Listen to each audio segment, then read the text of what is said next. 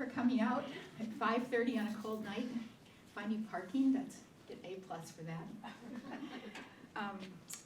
I'm going to read this because I had so many, Henry's been a dear colleague of mine for 11 years and I didn't want to miss anything. So our friend, Henry Druell, has generously and joyfully shared his important work on African and African diaspora arts here at UW and well beyond. His stellar academic career includes many book and catalog publications, hundreds of published articles. It includes documentary films and videos, 2 of which I know for a fact he has just barely finished editing in time to carry to Paris to screen at the opening of Striking Iron. On Monday it opens. I think he's heading out tomorrow. He has curated many important exhibitions for major venues celebrating visual arts and performance created by Africans and their descendants scattered in diaspora around the world. Here at UW, Henry Druell is an important voice, a sought-after professor, the adjunct curator of African art at Chazen, and perhaps in his most beloved role, an instigator, facilitating lively programs and symposia, bringing important colleagues to campus, and generally stirring the cultural soup in meaningful and beautiful ways. Henry's passionate scholarship has been informed by his belief that the arts are vital, powerful expressions of identities and aspirations, that the arts shape culture and history and play crucial roles in matters of survival and empowerment. Through all his contributions, he has tried to show how and why art works in the lives of individuals, communities, and nations. Henry Druell has received so many national and international awards for his writing, his exhibitions, his documentary films, for his lifetime contributions to the discipline of African arts. On our campus, among other acknowledgments, Henry has been honored with the Hilldale Award for Distinguished Scholarship and Service, and most recently, he was awarded the Creative Arts Award from the Arts Institute. This is a top award, acknowledging excellence in the arts. It's very competitive, and highly accomplished finalists from all the creative units are considered. It's not usual for a historian to win the award. Might even be the first time a historian has won that award. But Henry's particular style of art history is so creative and so immersive, and we are going to experience some of that this evening, I'm sure. Henry invites us to understanding through the use of all our senses. Last year, at the symposium honoring ancestors of Africa, Arts and Actions, organized to coincide with the exhibition Whirling Return of the Ancestors that Henry curated for our gallery downstairs, two wonderful days of presentations by remarkably accomplished scholars. I believe every speaker began his talk with words of gratitude for Dr. Druell's contributions to the field, for his mentorship, for his example as a joyful scholar and teacher. It was for me an affecting experience to take note not only of the depth and breadth of Henry's contributions to the field, but to the generous way he's lived those roles. I'm pretty sure I speak for the whole Design Studies faculty and our colleagues in the Center for Design and Material Culture, and our friends in the art department, and in African Cultural Studies, and in the Madison community, in saying Henry Druell is a treasure. We're grateful for your help, Henry, your advice and support as we build our collection. We're grateful for the many beautiful exhibitions you have curated for and with the Design Gallery. We're grateful our students have been able to study with you, but most importantly, we're grateful for your example as a joyful scholar, for reminding us about the essential parts of our work, for reminding us to let our work at the university and beyond be driven by what we love. It's an honor to introduce Dr. Henry Druell.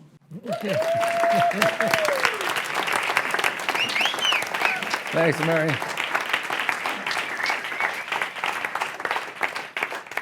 What you don't know is how much I paid her to say all that. Ekabo. Uh-huh. There's a growing number of Yoruba speakers in the town of Madison, Wisconsin. because I start all of my classes with that Yoruba greeting. And since we're going to Yoruba land and we're going to Africa, which is the land of call and response, the call has gone out, but the response has been very tepid, shall I say. So ekabo demands a response, which is the start of a conversation. And that conversation begins with ekabo, o, ekabo, o, ekabo, o, ekabo, o. Good, now we're talking. So the conversation has begun, and you have entered an African world of call and response. Now, there are a couple of things we have to do before I turn to my talk this evening. It should be a full-size bottle of gin, but it's a small-size bottle. There's enough drinking that goes on in Wisconsin already. So, Yoruba will always start by what we call an ijuba. An ijuba is an acknowledging and a recognizing of those who have gone before. It's a paying respect for those whose shoulders we stand on. And in the lobby downstairs in this building, you have a perfect example of honoring the departed, the Day of Dead altars, one of them being in the form of an egungun masquerade made in paper, but with the names of dearly beloved departed family members. So have a chance to look at that. The Yoruba will always remember those who have gone before.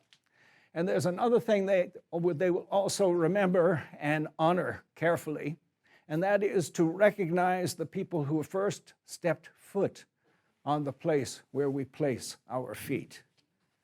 And for us here in Madison, and specifically here on the campus of UW, we need to always remember and acknowledge the presence of the Ho-Chunk and other indigenous peoples who first set their foot on this land and allowed us to come, to be guests on that land. Ancestors don't just like sweet words, they like a little bit of a taste. So part of the ijuba in a Yoruba world and in an African diaspora world is that you must give a libation. You give them something to drink. This will be good for the floor. It needs some gin. And so we give them to drink. And as I have mentioned them and the Ho-Chunk people, you say after me, as we remember them, Ashe. Ashe. Your ancestors.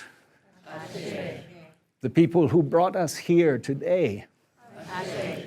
And those who are yet to come. Ashe. Ashe. Mind if I have a drink? Okay, we have, yes, thank you, Ashe. A dear friend of ours, Danny Dawson, has also added to that invocation and honoring a dedication. So I want to dedicate this talk to Mary Hark and to all of my colleagues in my department in Afro-American Studies, all of the wonderful colleagues and wonderful students that I have gotten to know over the years that I've been here, and to dedicate this talk to them, but especially to my absent partner in crime, Sarah Khan, who is both brilliant and beautiful. And she wished she could be here. She is here in spirit, and so I dedicate it to her. Now, I have a simple task this evening, and that task is to bring you to your senses, multiple senses, because I believe that sensing is the start of cognition. It's the beginning of thinking, of theorizing, of experiencing our world. And too often we privilege one sense over the other senses. Being, for some who are art historians, it's the sense of sight. I like to call myself an arts historian, one who is interested in not just the visual arts, but the arts of performance, of dance and music and song. And of course, I love to eat, so I love taste. And all of those senses are attracted and brought together in artistic events, artistic experiences in an African context. Here we tend to separate them out between natural history museums, art museums, restaurants, lecture halls. But in Africa, they all happen simultaneously. But our experiences through our lives are also happening simultaneously. We are in every moment a multisensorial moment. And that's what I'm here to remind you about and use some examples from the time that I've benefited in living with Yoruba people in both West Africa and in the diaspora. So, come to your senses. And in order to do that, this is an interactive presentation. I didn't want to call it a lecture. I called it a presentation because other kinds of things are about to happen. And one of them is, because today what I'm going to do is I'm going to illustrate for you. First of all, I'm going to explain to you how I came to this approach that I call sensiotics, the study of the crucial role of the senses in understandings of life, of experience, and of the arts. And then I'll give you some examples of what I define or what I see as 7 senses among the Yoruba people. The 5 that we're pretty familiar with, but 2 others that I think are also important. I'll mention one of those 2 later on, but for now, one of the extra senses is the sense of motion. The sense of motion, which is a distinctive sense and a very important one for Yoruba people, and one that we also forget in our thinking about other things in other ways. The Yoruba have some wonderful sayings about the sense of motion. One of them is, "Ai duro, ijoni." I don't have to translate because you're fluent in Yoruba, aren't you? Okay. Not standing still is dancing. That's one of their sayings. Ai duro, ijoni. Not standing still is dancing. And then another wonderful saying that Sarah and I used on the invitation to our wedding celebration. And it goes like this: stretch out your leg and let dance catch it. Stretch out your leg and let dance catch it. Movement, motion, dance, or walking is a crucial thing that Yoruba people pay close attention to because they notice how people walk, and how they walk tells who they are or how they're feeling, right? It also tells them what their character is and what they're about to meet when they engage with people. So they watch very carefully. And I'd like to tell you a story that happened when I first went to Yoruba land, and I went to my first celebration. And that celebration, of course, included dance. Dance was central to it. Food was as well. Music was as well. And the music started, and it was the popular high life rhythms of the day. This is back in the early 70s. So I got up to the dance floor because I was expected to move, and I started doing my Brooklyn Boogaloo, which was not appropriate. My friend Rufus taps me on the shoulder and he says, "Ishola," because that's my Yoruba name. He said, "Ishola, let me tell you the first principle of Yoruba dance." "Okay, Rufus, yeah, you tell me, what's the first principle of Yoruba dance?" He said, "Do not disturb yourself too much."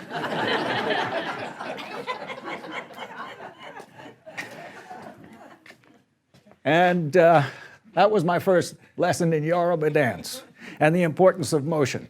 Now, it's up to you. So I'll ask you all to stand up from your chairs. because I'm going to play you some music, a tune that I like very much. It's from an African musician by the name of Ricardo Lemvo. He's from Angola. He speaks about 10 different African languages.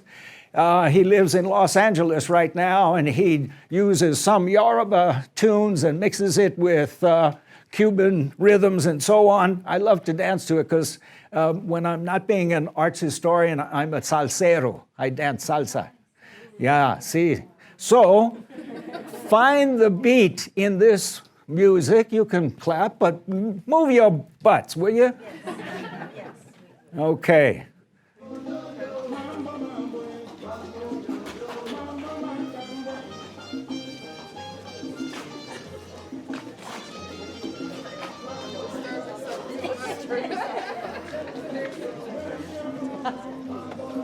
Come on, we got any salsa dancers in the crowd? Yeah, I'm here. Okay, come on up. Hey, that one, he just called his name. And Faisal just walked in. He can too. Right. Faisal, we're dancing. Come on up.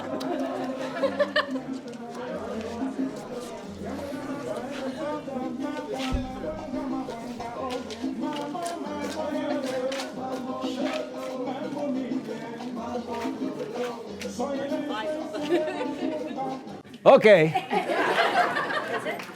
That's it. That's just a little taste. But I hope that got your brains and your blood flowing. All right. Music is important. Motion is important. Now what you're looking at is an akwete cloth. An akwete cloth is made by Igbo women from southeastern Nigeria. And there's a very famous musician who comes from that part of the country. Well, I think he's Edo, but his name was Sir Victor Uwaifo. And he did a very popular song in the late 60s and early 70s called Guitar Boy. And it was about a musician meeting Mami Wata, this water spirit, on the beach. And the phrasing goes, if you see Mami Wata, you never run away. It was a very popular song, and it became a kind of theme song for me. Turns out that Victor Uwaifo was a visual artist. He started in an art school, but he transposed because he was a synesthete. He was a person who had senses that kind of joined each other, synthesized. When you see numbers, you smell sense, or you hear certain kinds of sounds. It's a mixing of the multisensorial selves that we are. So he was a synesthete. He said, when I went to art school, I discovered colors in sound and sound in colors. Do was a very strong sound, so it was black. Re was red. Mi was blue. Fa was green. So was white. La was yellow. And Ti was violet. The whole change came when I transposed these varied sounds to the beautiful colors of akwete cloth, the hand-woven cloths of akwete women. Now, I'm going to play you a little excerpt of Victor Uwaifo's Guitar Boy. Listen to it, the first part, and then at a certain point I'll tell you to close your eyes and then listen again, okay?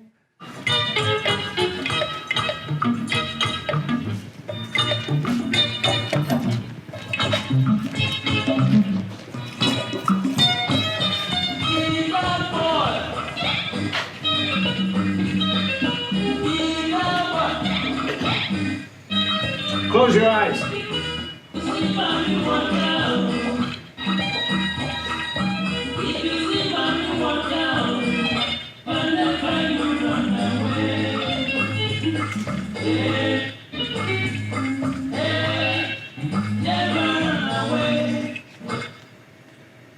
Okay, now tell me, do you hear the music differently with your eyes closed? You can open your eyes now. If you like. Unless you want to fall asleep. That's okay. Any difference? And if so, what? Anyone? Yeah. Heather? More vibrant, okay, with your eyes open or eyes closed? Closed, with eyes closed. Other comments? More depth. More depth. Yeah. Okay. Yeah, more vibrant, more depth, richer. It's a simple example of how we go through life privileging certain senses over others at certain moments in our lives. Sometimes it's crucial to have your eyes open, right? But other times, you know, when you're listening to a classical orchestra on the stage, like the Cleveland Symphony Orchestra, I mean, there's a whole lot going on the stage, but I think we start to miss some of the elements of the music unless we close our eyes. So just a simple example of that. All right, another sound, closer to home.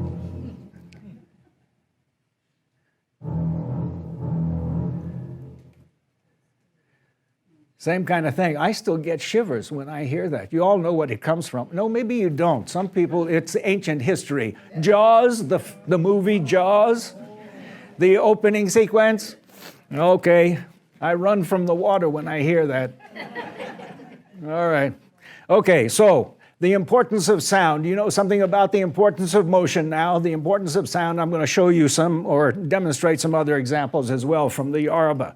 But how did I come to this approach that I call sensiotics, the study of the senses in our appreciation of what happens in life and the arts?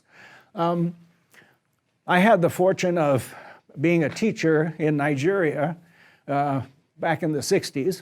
I was there to teach French and English, but as an undergrad, I had done studio sculpture mainly. As I got to know my community and as my students taught me Yoruba as I was teaching them French, I made friends with a Yoruba sculptor by the name of Shanusi. And I asked him if I could become his apprentice. And he agreed. And I apprenticed with him for about 7 or 8 months, learning traditional carving techniques. That experience changed my life because I realized that if I was going to understand anything about Yoruba arts and arts in general, I had to embody the knowledge of the people who create it, the creative process. So I had to learn how to become a Yoruba sculptor as best I could. You know, and coming from Brooklyn, I was partway there. But I couldn't go the whole way. It was, but I went as far as I could. And I did a second apprenticeship a few years later, just before a festival in honor of the mystical powers of women, festival tradition that's called Gelede. And you're looking at 2 Gelede masqueraders performing. A young one in the front, that you see in the foreground of the picture, and then you see this other one, a big red-faced mask. That's mine. I carved that mask for the festival because I stupidly told the head of the Gelede Society that I was a sculptor and that I could carve a mask for them. So he said, okay, show me. Go ahead. Yeah. So I made that mask and painted it with the head of the Gelede Society. And as far as I know, it's still dancing today in Ilaro, Nigeria. I keep waiting for it to come up at a Sotheby's auction as the masterwork of an unknown African sculptor. Now, here's an example of another Gelede mask that is carved by a master.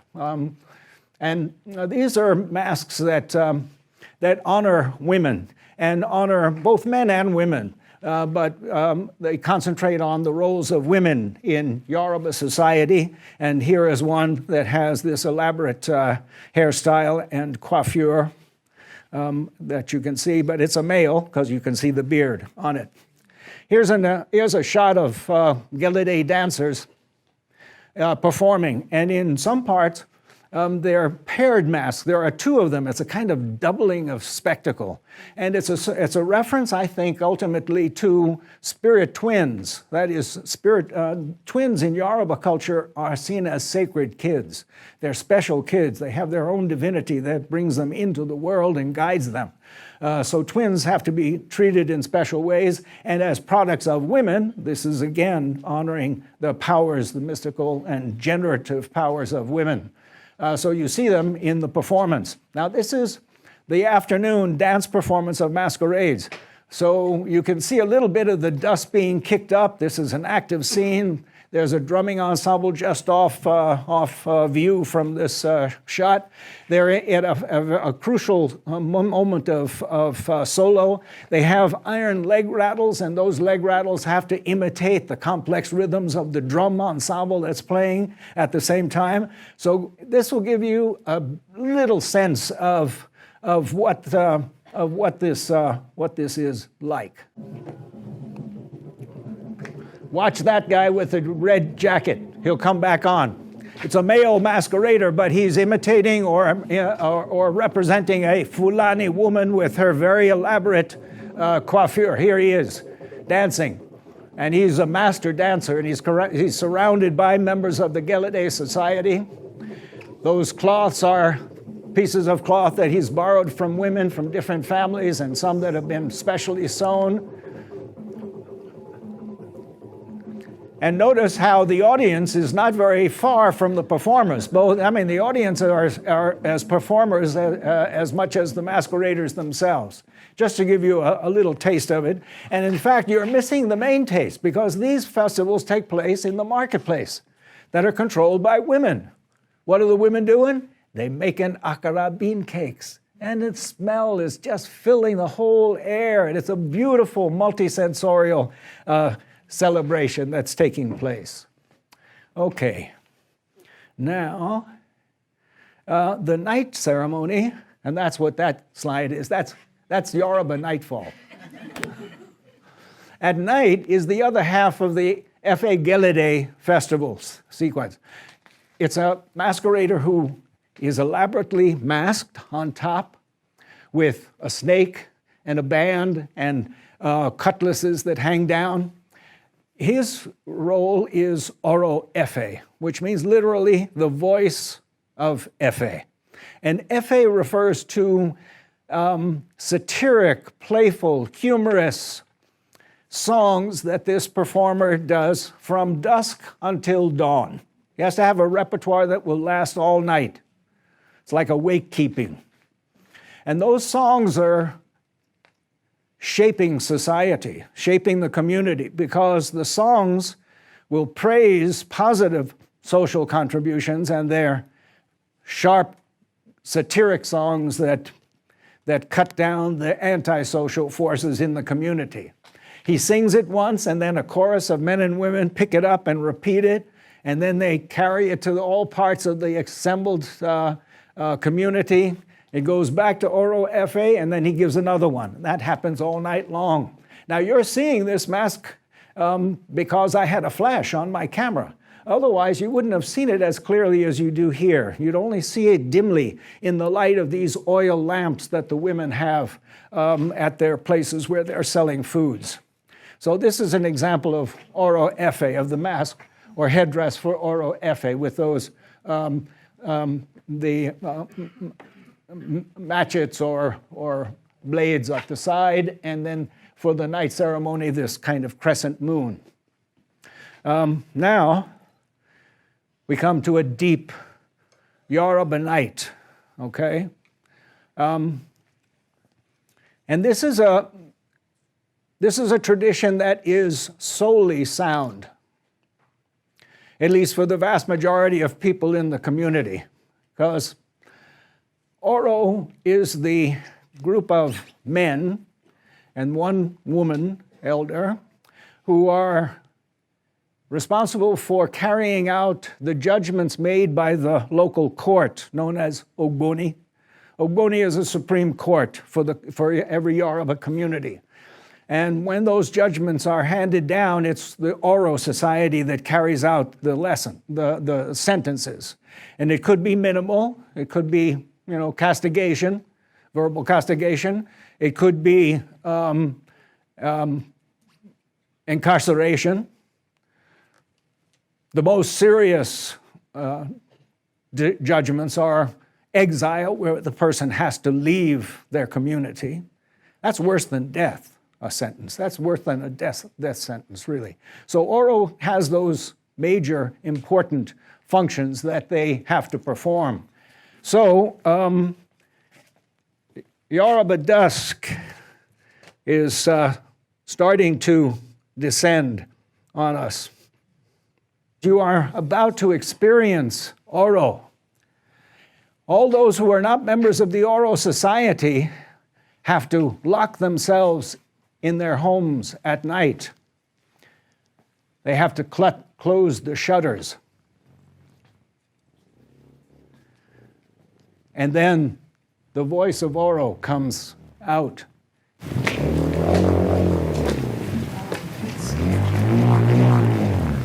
About to do its work, to find the guilty person and take care of business.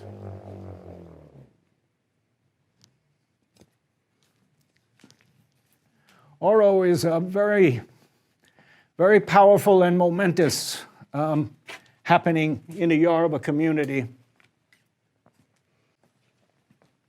And I happened to be out of doors in the town when I didn't know it was happening. And luckily my friends grabbed me and shoved me into the house, because anybody who is not a member of Oro must not be out. This is the way justice is taken care of. And it's taken care of with that very powerful sound. You got a little sense of it. But it's said to be the dog of Oro that we're listening to. And it lets everyone know that social order is about to be enacted, okay? The sound and the power of sound. All right, let's take a look at another art form that art historians love to talk about. I've talked about this one and read about and written about it as well. And it's those wonderful designs on the upper chest of this Yoruba woman on her way to market. Those are tattoo scarifications known as kolo. And there are specific body artists who make those kolo marks on women and also on men. And, we art historians wax eloquent about these body arts. But in fact, from a Yoruba point of view, it's not about sight. It's about touch. It's about touch. That is a tactile art. It's made to be that way because these are very shallow cuts in the skin that are then rubbed with charcoal or lamp black.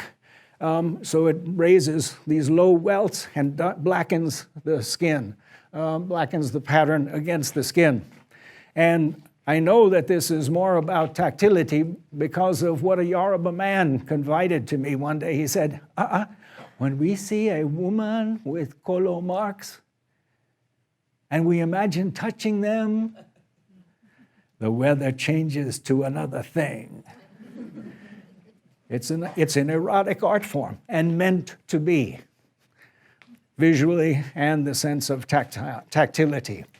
And you have to know that in a Yoruba, in a mythic Yoruba art museum, everywhere you would find a sign saying, please touch, please touch, please touch, please touch. Not please do not touch, but please touch.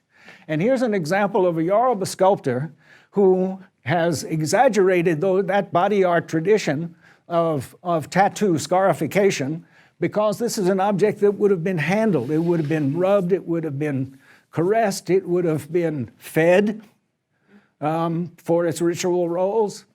It would have been oiled. It would have had, indigo embedded into the coiffure on the head. You can see little remnants of it, but much of it on this figure has been removed because that's not our aesthetic. But that is the aesthetic for the Yoruba, to handle and touch, live with all the time, the sculptures that they make. like this wonderful epa headdress. These are huge headdresses weighing up to 50, 60 pounds, made in very dense wood. And they celebrate the founders of communities. So this is a reference to one of the male founders, a warrior king in that community. And he's surrounded by his soldiers with guns and women as well. But it's a very martial kind of image that you're seeing here. And the person who has to carry this in the performance not only has to dance with it, he has to jump up on an earthen mound, which is said to be the center where the town and people first step their foot. Goes back to what we started the evening with. So wonderful sculpture that you can see has been painted and repainted and refurbished over time, and it would be renewed for each annual festival. All right, now we're turning to another masking tradition known as egungun. Egungun. The egungun tradition honors the spirits of departed ancestors. And we have two wonderful ensembles here in the Helen Louise Allen Textile Collection that are on display. I hope you've had a chance to see them. They're there this evening for your viewing pleasure, not for your wearing pleasure, but for your viewing pleasure. Egungun honors the spirits of ancestors. And this is an egungun that honors the warriors in this particular family, in this particular town. And when he comes out, he creates the atmosphere of a battleground, of a battlefield. That's the power of his presentation. He comes with these guys who are flanking him, a bunch of tough guys. And it took a lot of convincing for them to allow me to take this picture. There's a skull, a monkey skull on the backside of it that they covered before I snapped my picture, because they said, if you see that one, if I leave it uncovered, it'll break your camera. Luckily, it didn't break my camera, because he put his hand over it. Okay, so you're seeing him, he's got this tunic that he's wearing, and it's filled with these cowrie shells. And he's got two, like policeman batons that are built, sewn into that tunic. He's got his combat boots on. He's got this woolly, rough, and unkempt hair, which is a sign of danger in a Yoruba context. Anybody who doesn't comb their hair well and they're coming out in public, stay away. It's danger. This is danger. Well, okay, he creates all of this excitement, but the excitement happens even before you see him, because his power is in his stench. Because that tunic that he's wearing is the dried blood of all of the animal offerings that have been made over many generations to empower this spirit of this warrior ancestor. So even when he's coming, from a distance, people start to smell. And they can smell him coming, and they start scattering in all directions. And those who don't scatter fast enough get beaten. That's part of the remembrance and the celebration of the courage and the audacity and the strength of warrior ancestors. This one is in the collection here, and it's much more about elegance and social stature, because these panels are really beautifully constructed and embroidered and made. And there are references to royalty here, and it's one that would be honoring the collective ancestors. And I think right in the center of the ensemble, right here, do you see it, where I'm pointing? There's a coiled tail. It's a small miniature stuffed leather animal. Does anybody know what it is? Not chameleon, not scorpion, but chameleon. The chameleon is a key symbol of a creature that's all about transformation. It can see forward and back at the same time. It can change its color and stripes to protect itself. It walks slowly like an elder, so the chameleon is a perfect symbol for the spirit of ancestors, the living who are now departed but still come back to visit us in a festival. All right, let's move to divination. We're moving to the world of Ifa. You're looking at Kolawole Oshitola, a divining priest, a diviner priest, who I worked with for 2+ years and who now comes back and forth between Nigeria and the United States. He has many followers now here in the United States. And he's about to open a divination session here with his tapper. And here's a close-up of one of those ivory tappers. And when he taps on that tray,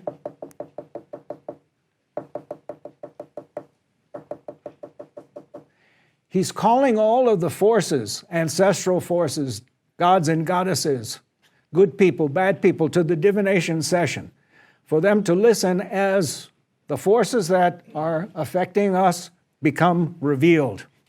Well, as an art historian, we love to talk about the wonderful, incredible iconography of divination trays, like this one from the 17th century. The earliest example of one of these that we have surviving today, because it left West Africa and went into a German collection. And you can see the dents in the center of the tray. This one has heard many, many times over many generations. Now, what we forgot as art historians and not arts historians is that the sound is what's important, the sound that these trays make. So every one of these trays, if you look on the underside of it, here's another example of one. You look on the underneath side, what do you see? You see a carved out circular area that must be there because it turns the tray into a drum. And it's the sound, as Kolawole explained to me, it's the sound that allows the forces to come into this world from the other world to join us during the divination session. It's a tray in divination, but it's also a drum because of the sound that it creates and the forces that it moves. I'll talk briefly about color. Yoruba have a very complex and important chromatic system that they understand. Basically, it's hot colors, which are the reds and the oranges, the cool colors that are the whites or off-whites, and the intermediary colors that are sometimes yellow and sometimes green. Colors involve 3 senses. We often forget that. We see with our eyes, right? So the sense of sight. But some colors seem to advance toward us and others seem to recede. So it's about motion, it's about movement, and it's also about touch, because reds and oranges are seen as hot colors. Blues and grays and darker hues are seen as cool colors. And those temperature associations of color extend to temperament. So when you want to communicate with and express the hot temper of Shango, you know that he's present when his priests and priestesses wear red, strong, deep red. The Yoruba have a saying, when you see your enemy, you're seeing red eyes. It's about anger, it's about heat, it's about aggression. But Shango is also about justice, and so there are hints of coolness in the white that you see in his dance wand and on this altar from the Yoruba diaspora. That's from Cuba. So reds and the hot colors are associated with those kinds of divinities. The next is these wonderful beaded crowns of Yoruba kings. And kings and queens have to deal with all kinds of forces, whether hot or cool, and everything in between. So the multiple colors that you see on the crowns are a reference to that they have to be ecumenical. They have to be able to deal universally with all the forces in their community. Here is another crown. This is in the Detroit Institute of Arts, a wonderful one. And it's white, white, white, white, because when there are festivals for certain divinities, the king will put on the crown or the beaded regalia that associated with the colors of that divinity.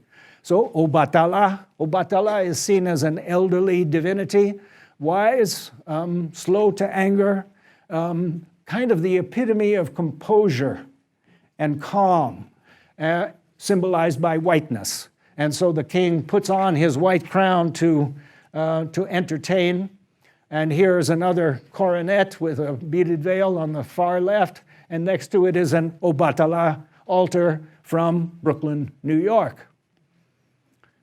Whiteness, coolness, composure, stability, a contemplative and meditative kind of situation. And then there are the beads that mediate between hotness and coolness. And so you're looking at Fagbemi, the Araba Veku, the head priest or diviner in the city of Lagos, and he's wearing this maso, multiple strand necklace that has those mediating colors of green and yellow, because that's what a diviner does. A diviner mediates between spiritual forces, gods and ancestors, and the living in this world. So the beads of mediation. Now the seventh, and I'm going to be concluding with this, the seventh sense that I see is very important to understand and to talk about is suprasensory perception, or what we might call extrasensory perception, or what we might understand as altered state of consciousness. That's a crucial sense to understand if you're going to understand most of the religions around this globe, and certainly the religions and faiths of Africa, because the key moment of any religious ceremony is when people embody spirit, when people become gods. That's what's crucial for the Yoruba. So these women that you see here, a priestess of Mamiwata, at the edge of the ocean, mother of water, Mamiwata, a priestess of Shango, dancing with her dance wand. They have been trained over a long period of time in the songs, in the movements, in the foods, in the drum rhythms of their divinities in order to safely go into altered states of consciousness, where they become Mamiwata and Shango. That's who we're looking at. We're not looking at people now. We're looking at divinities. And I think we need to just reflect on that same kind of concept here. You know, when we talk about people in church getting the Spirit or talking in tongues, it's exactly the same thing. They're embodying divinity. And that's the seventh sense that I'll be writing about as I work on this material. So I leave you with this final slide. It's some from beadwork. The slide that I made the image from cracked, so you'll see a crack. But it's a continuous knot. It's an interlaced pattern. And for the Yoruba, that interlaced pattern is a kind of visualization of the infinity of life and spirit. Because the Yorubas believe we come into the world, we come to do our business, we leave the world, and if we've made a contribution, we can come back again in the body of one of our descendants in reincarnation. So it's a continuous cycle of life spirit. So my friend and colleague Labi Yai, wonderful linguist, Yoruba scholar, reminded me and the rest of us that Yoruba consider their artists, whatever medium they work in, whether in food or dance or song or sculpture, whatever it might be, that Yorubas understand their artists as are. Are. Are translates as an itinerant person who is a stranger everywhere and at home nowhere, engaged in constant departures of creativity. Now, isn't that what we expect of our artists? in our society, in every place where we find artists in their communities. That's what we expect. And I thank all of my Yoruba teachers for teaching me that lesson. Thank you.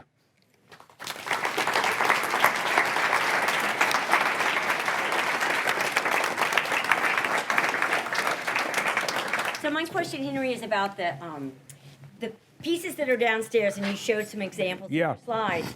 So the panels that come off, at one point, did you not say that they came from women in the village or something, and so they came from someone else?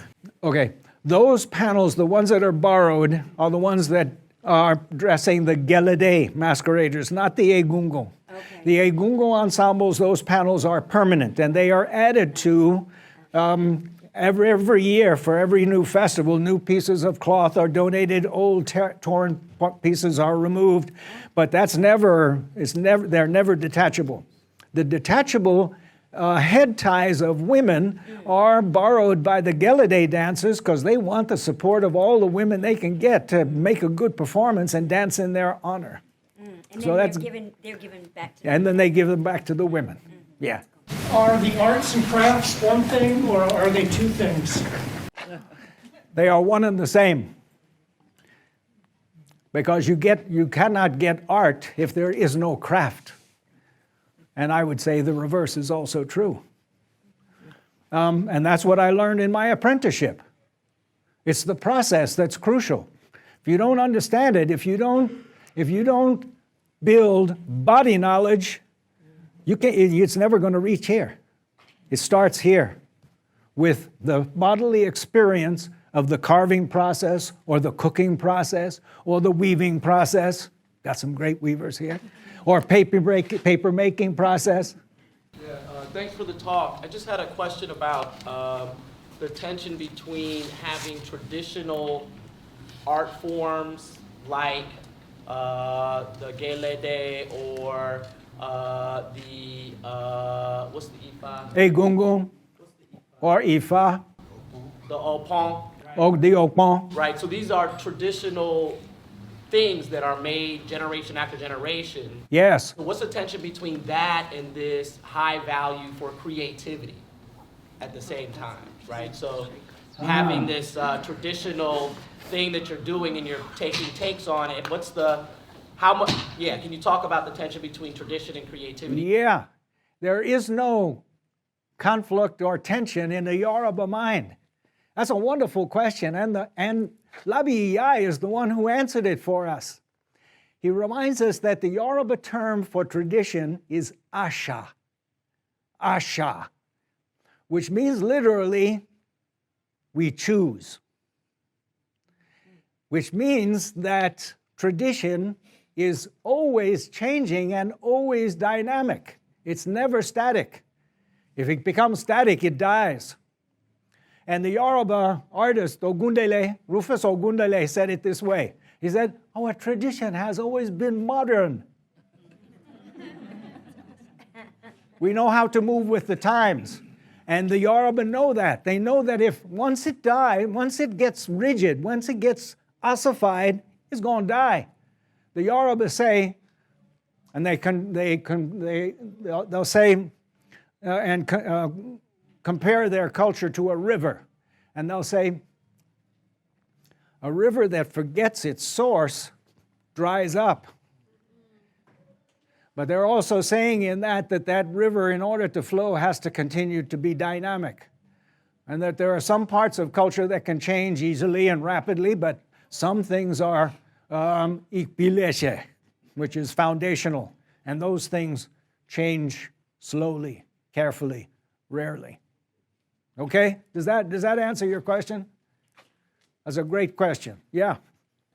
Yes. Henry, following up on tradition and modernity, has there been any spillover that you've seen into internet, cinema, audio, sort of the electronic domain that's so much part of the world now?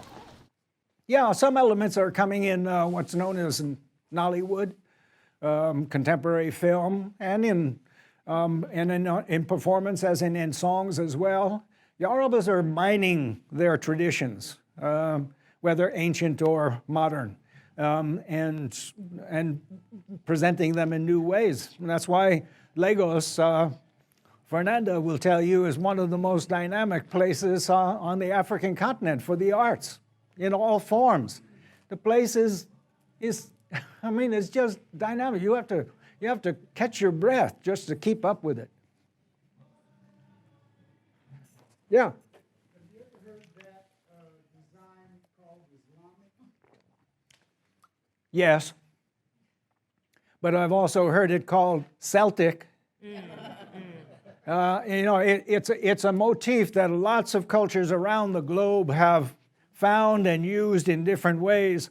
And I've tried to explain how I think Yoruba people think about that motif. But you're quite right. It's a global motif. Maybe one more, or can we go have some food and some dancing? All right, thanks.